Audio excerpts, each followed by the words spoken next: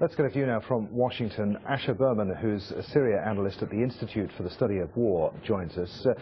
Let's start with the increasing death toll in Syria. It seems this week that more and more civilians have been caught up in this violence. What do you make of it? A lot of that has to do with the desperation of the regime. As they run out of troops and they have to fight on more fronts in the south and the north, they're relying more and more on artillery as well as fixed-wing aircraft, which is really just indiscriminate bombing. As the fight spreads into the urban centers, the cities of Aleppo and southern Damascus, when you bomb these areas, there's going to be a high civilian death toll.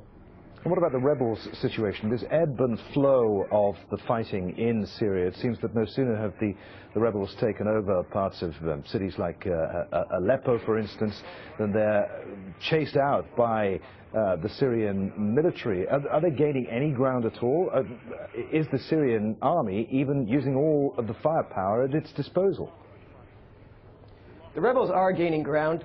By fighting in Aleppo, what they're doing is they're forcing the regime to pull troops out of neighboring areas, such as Idlib province, leaving a lot of villages and territories vulnerable, and the rebels are gaining a lot of ground in Idlib province right now.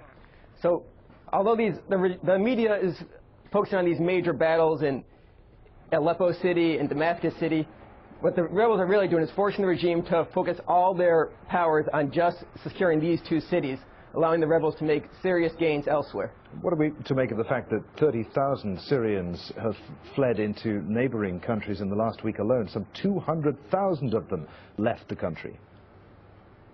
A lot of that has to do with the indiscriminate bombing I was talking about earlier. As the fight has moved into the cities, the residents of the cities are forced to leave, unfortunately. Do you agree with what our correspondent was saying a little earlier, that I mean, this is just part and parcel of what is set to be a long and bloody conflict? Yeah, unfortunately, Syria is a very different conflict from Libya. In Libya, once Gaddafi was killed, the fighting really ended.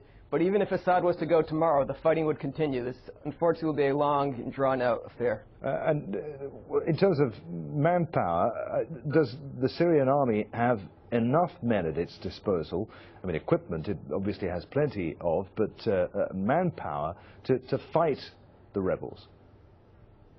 It has enough manpower to continue the fight. It also has its militias. What it doesn't have enough manpower to do is to control the entire country. And that's why we're seeing the emergence of these rebel-held areas along the northern and eastern borders. And this is going to continue to spread as the rebels are able to maintain longer engagements in places like Damascus and Aleppo and Homs, which the regime simply can't afford to lose. Asher, good to talk to you. Many thanks indeed. Berman there at the Institute of Study of War in Washington. In Egypt, rival groups of demonstrators have been fighting in Cairo's Tahrir Square. The clashes broke out during the first significant protest against President Mohamed Morsi. Activists behind the protest accuse him of seeking to monopolize power after he took over from the ruling military council.